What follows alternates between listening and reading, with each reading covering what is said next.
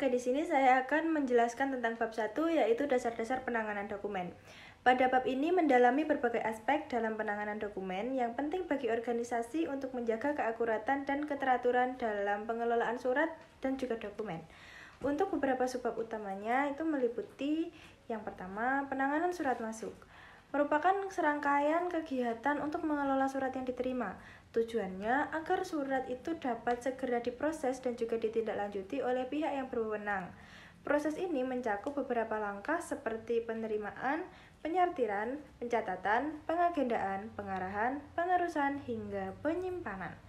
Nah, untuk prosedur yang dilakukan melibatkan beberapa langkah, seperti yang di atas tadi. Untuk penjelasannya adalah yang pertama, penerimaan. Penerimaan yaitu menerima surat dari pihak luar. Lalu yang kedua, penyortiran. Penyortiran ini memisahkan surat berdasarkan jenis atau kategori-kategori tertentu. Yang ketiga, pencatatan dan juga pengagendaan. Mencatat surat masuk ke dalam agenda surat untuk dijadikan dokumentasi. Yang keempat, pengarahan dan juga penerusan. Mengarahkan surat ke pihak yang bersangkutan di dalam organisasi itu. Untuk yang kedua adalah pola penanganan surat. Pola penanganan surat ini ada dua, yaitu sentralisasi dan juga desentralisasi. Untuk sentralisasi itu, semua surat diurus secara terpusat oleh satu unit, yang membantu menyatukan prosedur dan peralatan, serta mempermudah pengawasan. Untuk yang desentralisasi, setiap unit kerja dalam organisasi mengurus surat mereka masing-masing, cocok untuk organisasi dengan volume kerja yang tinggi. Lalu yang ketiga adalah sistem kartu kendali. Sistem ini adalah metode untuk mencatat dan mengendalikan surat masuk dan juga keluar. Dikembangkan untuk instansi dengan volume surat yang besar, sistem ini mengelompokkan surat berdasarkan kategori seperti biasa, penting, atau juga rahasia. Kartu kendali berisi informasi tentang surat, termasuk indeks, kode, tanggal, pengirim, penerima, dan juga lain-lainnya. Keuntungan sistem ini adalah efisiensi proses, kemudahan pelacakan, dan juga keamanan informasi. Pada bab 2 ini, kita akan mempelajari mengenai jenis peralatan pengelolaan dokumen. Di bab ini akan menjelaskan mengenai berbagai jenis peralatan yang digunakan untuk menyimpan dan juga mengelola dokumen, baik secara fisik maupun digital. Peralatan ini dirancang untuk menjaga keamanan, aksesibilitas, dan juga kerapian dokumen. Yang pertama yaitu peralatan fisik. Peralatan fisik ini terdiri dari berbagai jenis. Yang pertama yaitu brankas arsip. Brankas arsip ini merupakan tempat aman untuk menyimpan dokumen penting yang memerlukan perlindungan tinggi, misalnya dari kebakaran atau pencurian. Yang kedua yaitu roll-off bag atau lemari dokumen yang dapat digerakkan sehingga dapat memaksimalkan kapasitas penyimpanan. Yang ketiga yaitu filing cabinet, yaitu lemari laci yang berfungsi untuk menyimpan dan mengatur arsip penting dengan cara yang aman dan juga rapi. Yang keempat yaitu label dan indeks. Label dan indeks ini digunakan untuk memberi tanda pada dokumen yang memudahkan dalam identifikasi dan juga pengambilan dokumen. Kemudian yang terakhir yaitu rak arsip. Rak arsip ini juga digunakan untuk menyusun dokumen secara vertikal ataupun horizontal guna dapat menjaga dokumen untuk tetap terorganisir. Yang kedua yaitu peralatan pengelolaan dokumen digital. Perangkat ini terdiri dari beberapa perangkat penyimpanan, yaitu yang pertama yaitu perangkat penyimpanan digital termasuk cloud storage, hard drive, SSD, dan USB. Kemudian cloud storage ini seperti Google Drive atau Dropbox itu memungkinkan akses dokumen dari perangkat manapun. Sedangkan hard drive atau SSD ini merupakan penyimpanan lokal yang umum digunakan di komputer. Dengan SSD ini dapat lebih tahan terhadap guncangan. Kemudian ada sistem manajemen dokumen atau DMS. Perangkat ini perangkat lunak yang mengatur dokumen digital dan menawarkan pencarian cepat dan keamanan dan fitur otomatisasi. Kemudian scanner. Scanner ini yaitu mengubah dokumen fisik menjadi format digital sehingga dapat mempermudah penyimpanan. Kemudian ada jaringan dan juga infrastruktur komunikasi.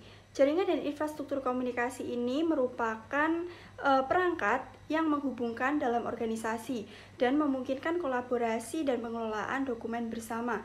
Dan yang terakhir yaitu printer dan scanner barcode. Printer dan scanner barcode ini berfungsi untuk meningkatkan efisiensi pencarian fisik dokumen melalui kode barcode atau QR.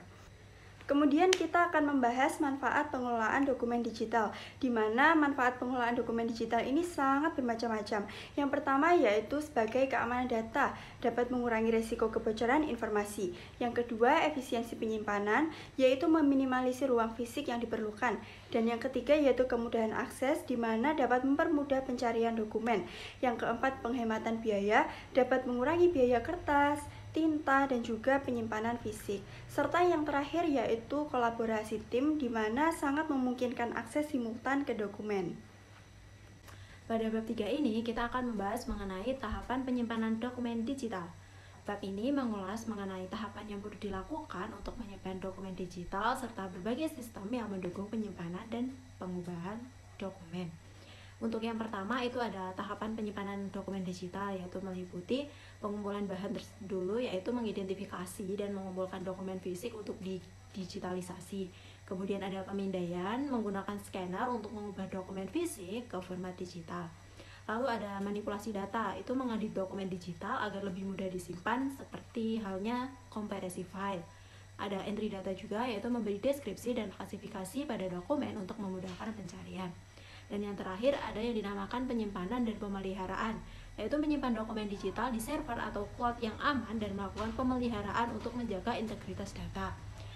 Yang kedua yaitu ada jenis aplikasi penyimpanan digital, itu ada Google Drive, itu menyediakan penyimpanan online dengan kapasitas gratis hingga 15 GB dan juga memfasilitasi yang adanya kolaborasi.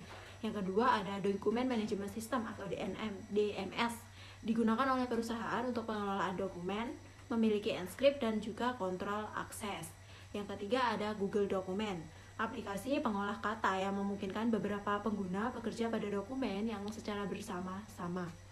Dan yang terakhir ada yang namanya Dropbox, layanan penyimpanan file yang memungkinkan akses dan berbagi file secara online dengan kapasitas gratis hingga 2 GB. Yang ketiga ada yaitu yang namanya sistem penyimpanan dokumen. Ada sistem abjad, itu mengurutkan dokumen berdasarkan alfabet, cocok untuk pencarian cepat jika memiliki standar penempatan yang jelas. Yang kedua ada sistem nomor, menggunakan nomor urut, sederhana namun butuh pengindeksan tambahan. Yang ketiga ada sistem tanggal, berdasarkan tanggal cocok untuk dokumen dengan tanggal jatuh tempo.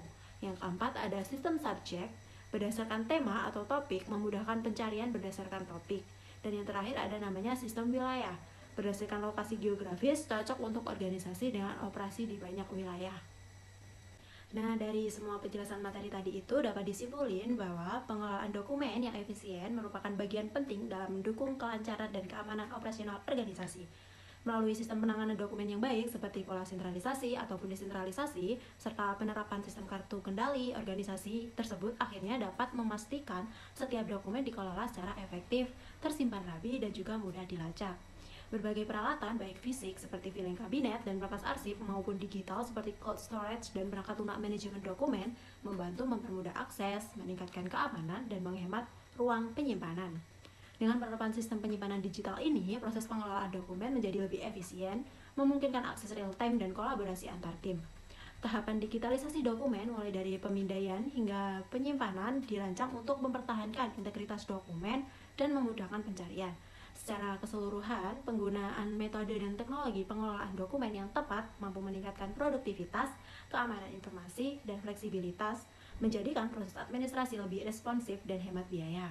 Baik, sekian penjelasan materi dari kelompok kami. Terima kasih, selamat menyaksikan dan semoga mudah dipahami.